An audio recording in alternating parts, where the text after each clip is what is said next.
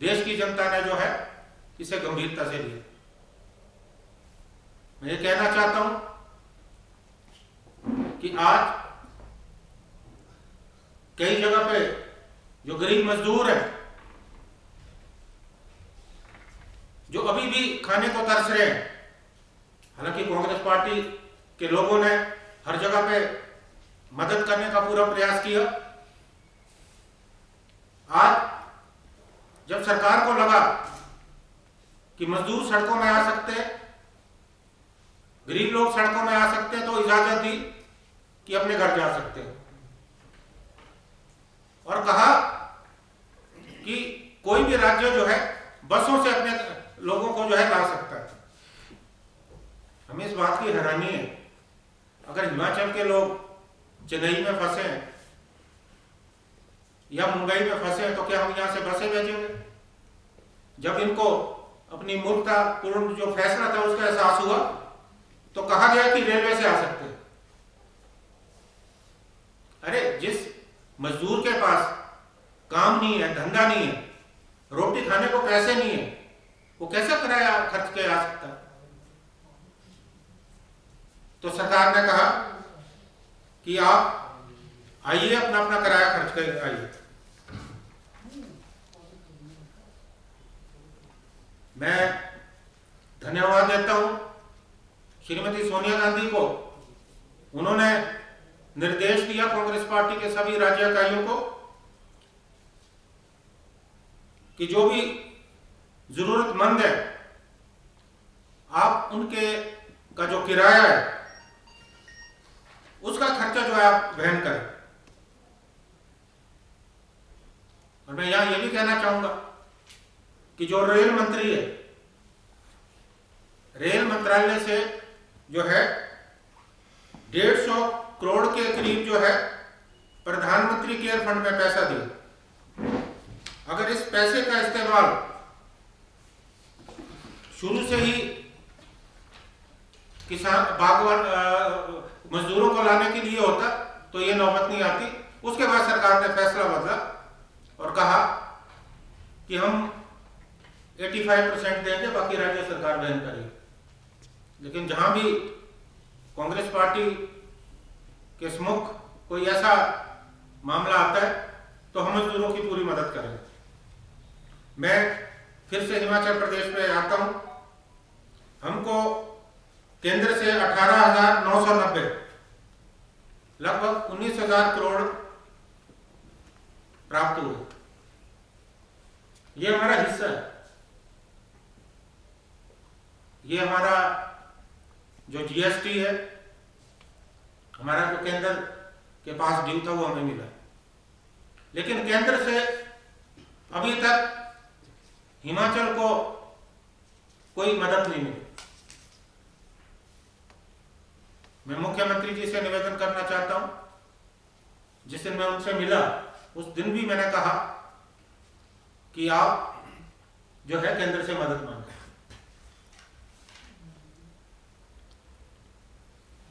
PM relief fund था, लेकिन PM care fund जिसकी कोई पारदर्शिता नहीं है वो प्रधानमंत्री जी ने स्थापित किया। मैं ये मांग करता हूं कि उस पर भी श्वेत पत्र जारी होना चाहिए। क्यों पैसा कहां खर्च हो रहा है? बड़े बड़े उद्योगपतियों ने उस पर पैसा दिया, अच्छी बात है। अगर वो पैसा इस महामारी से लड़ने के लिए, इस महामारी को नियंत्रण करने के लिए या गरीबों मजदूरों की मदद के लिए खर्च होता है तो हम स्वागत करते हैं। लेकिन केंद्र सरकार का इस बीच जो निर्णय था, जिस ढंग से जो बड़े बड़े उद्योगपति हैं, जो डिफॉल्टर्स हैं, देश का पैसा लेके भाग गए विदेशों में, उनका पैसा माफ कर दिया गया। नीरव मोदी का पैसा माफ किया गया। रामदेव की पतंजलि जो योग पीठ है उसका पैसा माफ किया गया। तो वास्तव में ये सरकार तो बड़े बड़े जो उद्योगपति हैं, बड़े बड़े लोग हैं, उनका हित देख रही है। आज जो मध्यम वर्ग है या निम्न मध्य वर्ग है या गरीब वर्ग है, वो खून के आंसू जो है बाहर है। बड़ी बड़ी कंपनियां बंद हो रही है, नौजवानों के पास काम नहीं है। और इस सरकार के पास क्या योजना है इसका खुलासा अभी तक ये नहीं कर पाए। हम बार बार कहते हैं, राहुल गांधी जी ने भी कहा है कि लॉकडाउन जो है इट इज ए पॉज। ये जो है इस बीमारी से लड़ने का समाधान नहीं है। इस बीमारी को कैसे रोकना है उस विषय में हमको गंभीरता से सोचना होगा। मैं हिमाचल की बात कर रहा था कि हिमाचल प्रदेश में ओलावृष्टि हुई, किसानों और बागवानों की फसलें नष्ट होगी, चाहे सेब की बात हो चाहे गेहूं की बात हो। हमने कहा सरकार से कि कम से कम आप राजस्व अधिकारियों को भेज के जो नुकसान हुआ है आप किसानों और बागवानों की मदद करें। मैं माननीय मुख्यमंत्री जी से मिला, मेरे साथ हमारे पार्टी के महासचिव विक्रमादित्य सिंह, मोहनलाल बरागटा और उपाध्यक्ष नंदलाल जी भी थे। ये तीनों विधायक भी हैं और हमने उनसे लंबी चर्चा की। हमने बागवानों की समस्या उनके सम्मुख रखी। हमने उनको कहा कि सेब का सीजन बहुत नजदीक है और अभी तक जो कार्टन बॉक्सेज है उनकी व्यवस्था नहीं है, क्योंकि हमारी जानकारी के मुताबिक जितने भी मैन्युफैक्चरिंग यूनिट है उनके पास रॉ मटेरियल की कमी है और अगर समय रहते फैसला नहीं लिया गया तो बागवानों का बहुत बड़ा नुकसान होने वाला है। और हिमाचल की जो आर्थिकी है उसका एक बहुत बड़ा हिस्सा जो है सेब उद्योग है। हमने उनसे कहा कि लिख के दिया कि आप चीफ सेक्रेटरी की अध्यक्षता में कमेटी बनाइए और इसे गंभीरता से लीजिए। हालांकि उन्होंने हमें आश्वासन दिया कि वो इस पर कार्रवाई करेंगे और हमें पूरा विश्वास है कि मुख्यमंत्री जी ने इस बात को गंभीरता से लिया होगा और आने वाले समय में बागवानों को जो है कार्टन बॉक्सेस की जो है समस्या नहीं होगी। दूसरी बात हमने उनसे कही कि हमारा जो सेब उद्योग है ये नेपाली मजदूरों पे पूरा निर्भर करता है, क्योंकि सेब सीजन के दौरान नेपाली मजदूर आते हैं और यहां काम करते हैं। अब वो इस बार आएंगे या नहीं आएंगे, क्या व्यवस्था होगी, इस बारे में भी जो है सरकार को सोचने की जरूरत है।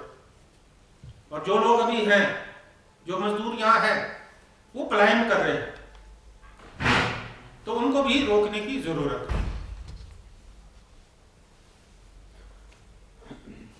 सेब जो हमारे आड़ती आते हैं, लदानी आते हैं, वो खरीदते हैं।